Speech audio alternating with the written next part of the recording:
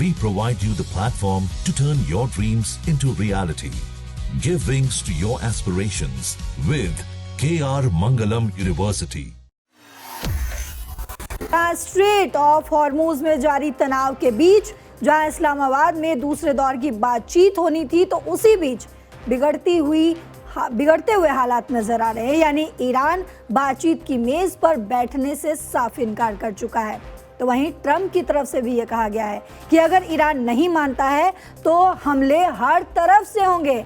जी हाँ, बिल्कुल सही सुन रहे हैं। वहीं इस खबर ने भारत की टेंशन बढ़ा दी है। क्यों टेंशन बढ़ी है भारत की, वो समझेंगे। लेकिन आपको बता दूं कि 2 भारतीय जहाजों पर गोलीबारी की घटना सामने आई, जिस पर कल हमने एक्सपर्ट एडवाइस ली, चर्चा की। भारत ने इस घटनाक्रम पर दिल्ली में ईरान के राजदूत मोहम्मद फथाली को बुलाया और गंभीर चिंता भी जताई। भारत के विदेश मंत्रालय के बयान के मुताबिक भारत के विदेश सचिव विक्रम मिस्री ने ईरानी राजदूत के साथ बैठक के दौरान समुद्री सुरक्षा और नेविगेशन की स्वतंत्रता के महत्व पर भी जोर दिया। भारत ने ईरान से अपील भी की कि भारत की ओर आने वाले जहाजों के लिए हॉर्मूज स्ट्रेट में सुरक्षित और बिना रुकावट आवाजाही बहाल की जाए। भारत के विदेश मंत्रालय ने कहा कि भारत अपने जहाजों को सुरक्षित वापस लाने के लिए ईरान और अन्य देशों के संपर्क में है। हालांकि ये भारत की तरफ से कहा जा रहा है, आपको तमाम जानकारियां हमने दी।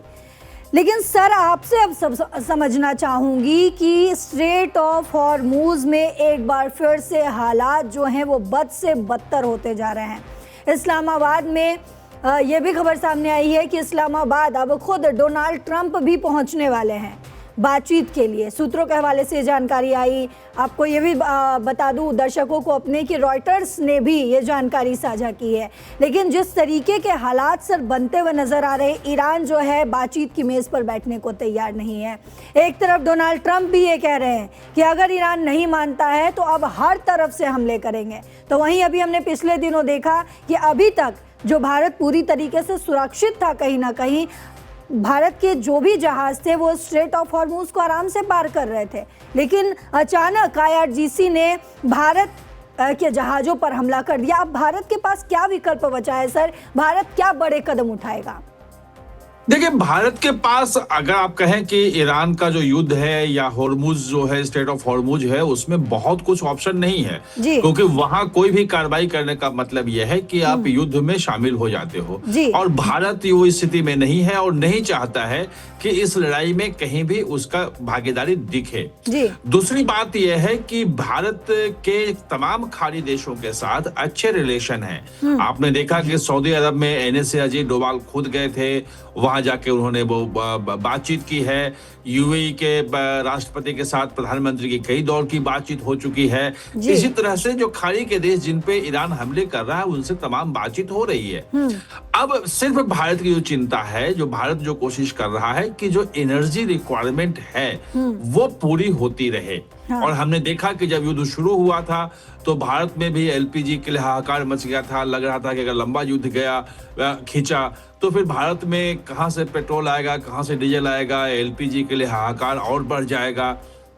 लेकिन धीरे धीरे भारत ने जो अन्य स्रोत हैं, चाहे वो रूस से हो, चाहे अमेरिका से हो या बाकी खाड़ी के देशों से, जो रेड सी के थ्रू जो कॉरिडोर जो आ रहा है, जहाज जो आ रहे हैं, वहां से हो, भारत अभी अपनी एनर्जी की जरूरतों को पूरा कर रहा है। भले वो महंगा पड़ रहा हो पहले, और महंगा तो पूरी दुनिया के लिए है, अभी हमारे लिए सिर्फ संकट नहीं है, पूरी दुनिया के लिए संकट है। लेकिन हाँ, ये एक बात जरूर है कि ईरान को जिस शक्ति के साथ उसके राजदूत को बुला करके जो समझाया गया है उसका असर दिखेगा। क्योंकि भारतीय जहाज पे जिस ढंग से गोलीबारी की गई, वापस लौटने के लिए मजबूर किया गया, वो एक चीज और दिखाता है कि वहां का जो रिजीम है, जो शासन है, जो वहां पे सत्ता में है, उनके बीच में कोई सेंट्रल लीडरशिप ऐसा नहीं है जो सबको संभाले और जो चीजों को ले जाए। जी बिल्कुल। और कहीं ना कहीं जो बिखराव है, जो डिसेंट्रलाइज, वैसे भी अगर आप देखेंगे कि इरानियन रिवोल्यूशनरी गार्ड जो है, कॉप्स जो है, IRGC को बोलते हैं, वो बहुत डिसेंट्रलाइज उसका ढांचा था कि अगर ऊपर लीडरशिप मरते भी गए तो नीचे वो काम करता रहे। वो इसी ढंग से वो काम भी कर रहा है। तो वो जो फायरिंग थी, मुझे लगता है कि कहीं नीचे वाले जो रिवोल्यूशनरी गार्ड के लोग हैं जो वहां पे हॉर्मुज में होंगे, उन्होंने क्या सोच के किया ये पता नहीं, लेकिन मैसेज चला गया है। जी बिल्कुल सर, क्योंकि बीबीसी ने भी ये रिपोर्ट जारी की और कई ऐसे जो है रिपोर्ट्स सामने आए हैं जिसके मुताबिक जब हॉर्मुज स्ट्रेट को दोबारा खोला जा रहा था तो भारतीय झंडे वाले 2 जहाजों, कार्गो शिप जग अनवर और तेल टैंकर सनमार हेराल्ड को ईरान की IRGC ने अपने निर्धारित मार्ग से हटने के आदेश दिए थे। तो वहीं हमें जानकारी ये भी आई कि अटैक कर दिया गया। और अब मेन तो परेशानी अब हो रही है ना सर, क्योंकि अब ईरान और अमेरिका एक बार फिर से भिड़ने के कगार पे है। मतलब क्योंकि अब जो है सीज फायर का वक्त भी जो है वो ख़त्म होने वाला है, 24 घंटे से भी कम का जो है वो समय बच गया है। कल ये सीज फायर खत्म हो जाएगा। तो क्या लगता है कि अब एक बार ये युद्ध जो है, क्योंकि ईरान अब मान नहीं रहा है, अमेरिका मान नहीं रहा है, इस्लामाबाद में हालांकि जो है बातचीत का दौर जो है वो शुरू हो चुका है। इस्लामाबाद अमेरिका से कई लोग जो है वो पहुंच चुके हैं, लेकिन ईरान जो है बातचीत की मेज़ पर बैठने को तैयार नहीं है। इस बीच भारत की ये जो टेंशन बढ़ रही है, ये तो बहुत आम सी बात है ना सर, क्योंकि अभी तक जो नॉर्मल चल रहा था वो एक हमले से सब कुछ जो है वो हाइपर होता हुआ नजर आ रहा है। तो भारत क्या विकल्प चुनेगा? क्या भारत के रिश्ते जो हैं वो ईरान से ख़राब हो जाएंगे, या फिर क्या भारत जो है ईरान को समझाएगा, ट्रंप को समझाएगा? क्या पाकिस्तान जो है उसको एक मैसेज चला जाएगा कि तुम मध्यस्थता कराने की कोशिश तो किए, कुछ हुआ नहीं, अगर भारत बीच में आता है तो शायद ये मध्यस्थता जो है वो हो जाए? देखिए, अभी बाहर बातचीत नहीं आई है, लेकिन जो मुझे पता चल रहा है, जो बातचीत हुई थी, जो ईरान के राजदूत को जो विदेश मंत्रालय में बुला के जो कहा गया और मतलब सीधे कहा गया कि ये बर्दाश्त नहीं किया जाएगा, तो उसमें ईरान की तरफ से मैसेज यही आया था, ईरान की तरफ से कहा गया था कि वो गलत फहमी में हुआ है और वो हमारा ऐसा कोई इरादा भारत के लिए नहीं है। इसका मतलब कि ईरान की तरफ से नॉर्मल करने की कोशिश की जा रही है कि हम भारत से अभी लड़ाई नहीं ले रहे हैं। इसीलिए भी महत्वपूर्ण है। दरअसल देखिएगा, अगर ये जो पूरी सारी चीजें हो रही हैं वो ईरान की एक बौखलाहट है, क्योंकि अभी तक के युद्ध में ये था कि ईरान जो है हॉर्मुज पे नाकेबंदी कर दिया था, वो $2 लाख प्रति जहाज वसूल रहा था, टोल वसूली करके भेज रहा था, और उसके जो जितने तेल के टैंकर थे, जहाज थे, जो साजो सामान था, सब आ जा रहा था। बाकी देशों के लिए प्रतिबंध था और उनको $2 लाख दे के और एक जहाज छोड़ता था वो। इस बार जो नाकेबंदी कर दी है अमेरिका ने, उस अमेरिका के नाकेबंदी से ये कहा जा रहा है कि लगभग 300 जहाज जो हैं वो ईरान के फंसे हुए, जो अलग अलग पोर्ट से, ईरान के पोर्ट से निकले थे, तेल लेके निकले थे, बाकी चीज लेके निकले थे, वो वहीं फंस गए हैं, वो बाहर नहीं आ पा रहे हैं। जी बिल्कुल। और 30 जहाज ऐसे हैं जिसको वहां पे लौटना पड़ा है, क्योंकि अमेरिका ने नाकेबंदी कर दी है। एक जहाज आपको पता है कि जो लौटा नहीं, आगे बढ़ गया तो उस पर फिर हमला किया, उसको अब अमेरिकी नौसेना के कब्जे में है। तो ये एक हाहाकार की स्थिति जो है, क्योंकि अमेरिका ने तो ये साफ क्लियर कर दिया, चाहे कोई भी देश हो, अगर वो हमने जो नाकेबंदी किया उससे गुजरने की कोशिश करता है तो हम उस पर अटैक करेंगे ही करेंगे। तो क्या इसमें भारत को टेंशन लेने की जरूरत है? क्या भारत को इससे परेशान होने की जरूरत है? क्योंकि हमने जैसे ये युद्ध की शुरुआत हुई उस बीच हमने देखा कि भारत में भी LPG को लेकर हाहाकार बिल्कुल मच गया था। जब हम ग्राउंड पे पहुंचते थे तो जब वो ठेले वाले, छोटे टपड़ी वाले लोग हैं, वो अपने दुकानों को बंद करने पर मजबूर हो गए थे। हालांकि उसको सुधारा गया, LPG को लाया गया और उसी स्ट्रेट ऑफ हॉर्मुज से जो शिप्स है वो गुजरे, और आज उसी शिप पर IRGC की तरफ से यानी कि ईरान की तरफ से हमला होना अपने आप में बहुत बड़ी बात है। क्या भारत बड़ा एक्शन लेगा ईरान पर सर? नहीं, देखिए, मैं वही समझा रहा हूँ, वहाँ ग्राउंड सिचुएशन को समझना जरूरी है, तभी आप एक्शन को समझ सकते हैं। दरअसल भारत जो है पिछले कई सालों से, 5-6 साल हो गए, 2019 के बाद ही शायद, जहां तक मुझे ध्यान है, कि ईरान से तेल नहीं खरीदता है, बिल्कुल बंद कर चुका है अमेरिकी प्रतिबंधों के कारण से। तो भारत के जो तेल के टैंकर आते हैं वो सऊदी अरब से आते हैं, वो UAE से आते हैं, वो इराक से आते हैं, वो ओमान से आते हैं, बाकी जो खाड़ी के देश है वहां से आते हैं। जी। अब है क्या कि भारत के जो जहाज आ रहे थे वो इन देशों से होके आ रहे थे, और जिसको अमेरिका नहीं रोकता चला जाता, क्योंकि अमेरिका का जो प्रतिबंध है वो सिर्फ उन जहाजों पे है जो ईरानी पोर्ट से निकलेंगे। जी। अब है क्या कि 300 जहाज जो ईरान के थे वो फंस गए हैं, और अगर बाकी जो देशों के जो यूएई और सऊदी अरब और बाकी जो तेल भेज रहा है, इराक से आ रहा है, वो जहाज गुजर रहे हैं, तो वो किसी न किसी तरह से वो चाहता है कि पूरा का पूरा हम बंद कर दें, किसी का जहाज ना आए ना जाए जब तक हमारा नहीं जाएगा। ये जो हमला है वो उसी को लेके है, लेकिन जो ईरान ने कहा है कि उसने इरादतन नहीं किया है, वो नीचे के लेवल पे मैसेज नहीं किया था। ये तो चौंकाने वाली बात है ना। ये युद्ध एक ऐसा युद्ध बन चुका है, महायुद्ध बन चुका है, जिसकी पल पल की खबरें जो है हर एक तक पहुंच रही है। भारतीय जहाजों पर हमला हो जाता है, और जब भारत से पूछा जाता है, भारत में ईरान के सुप्रीम लीडर के प्रतिनिधि है डॉक्टर अब्दुल मजीद हकीम इलाही, उनसे जब पूछा जाता है तो वो ANI से बातचीत के दौरान कहते हैं कि ईरान और भारत का रिश्ता जो है वो बेहद ही मजबूत है, और मुझे इस घटना के बारे में जानकारी ही नहीं है। हम उम्मीद करते हैं कि सब ठीक होगा और ये मामला सुलझ जाएगा। सर, क्या ये मुमकिन है कि इतनी बड़ी घटना हो जाए और जो प्रवक्ता हैं उनको, सुप्रीम लीडर के जो प्रतिनिधि हैं उनको इसकी जानकारी ना हो? क्या ये ईरान जानबूझ कर रहा है? क्योंकि एक तरफ ईरान ये भी दिखा रहा है, जब जम्मू कश्मीर से मदद भेजी जा रही थी ईरान को, ईरान ये भी कहता हुआ नजर आ रहा था कि भारत जो है मेरा बहुत अच्छा दोस्त है, कई बार उसने थैंक यू का मैसेज भी लिखा है। लेकिन एक तरफ इस तरीके की घटना को अंजाम देना, इसको कैसे लिया जाए सर? देखिए, मैंने आपको शुरू में बताया था और एक बार फिर से दर्शकों को बता देता हूं कि आप ईरान की स्थिति आप समझो तो उसके जितने भी टॉप लीडरशिप हैं वो खत्म हो चुके हैं जी। वहां जो है वो नीचे लेवल पे डिसेंट्रलाइज, विकेंद्रीकृत जो पूरी का पूरा जो IRGC है वो अपने अपने लेवल पे काम कर रहा है। जो सुप्रीम लीडर के जो प्रवक्ता ने यहाँ कहा है वही बात मैंने आपको बताई कि जब राजदूत से एक बात पूछी गई तो उन्होंने भी कहा कि भारतीय जहाजों पे जानबूझकर हमला करने का कुछ नहीं था, कुछ गलतफहमी हुई है और हम भारत के साथ कुछ करना नहीं चाहते हैं। अब अंतर जो है वो दर्शकों को समझना जरूरी है। अंतर ये हो रहा है कि ईरान के पोर्ट से जितने जहाज निकल रहे हैं जी। वो सब रोक दिए गए हैं। अमेरिका की जो नाकेबंदी है उसके कारण से वो रुक गया है। वो 300 जहाज फंसे हुए हैं जो ईरान के पोर्ट से निकले हैं। अब चूंकि ईरान ने हटा लिया था तो जो यूएई और बाकी ओमान और सऊदी अरब से जो जहाज निकल रहे हैं वो क्रॉस वहां करेंगे, उनका तेल बाहर आएगा। भारत के भी तेल वहीं से आ रहे थे, तो वो एक कह सकते हैं कि जो लोकल लीडर है वहां है, एक अफरा तफरी का माहौल है, हताशा है, निराशा है कि अब हम क्या करें, और उसी में ये हमला हुआ है।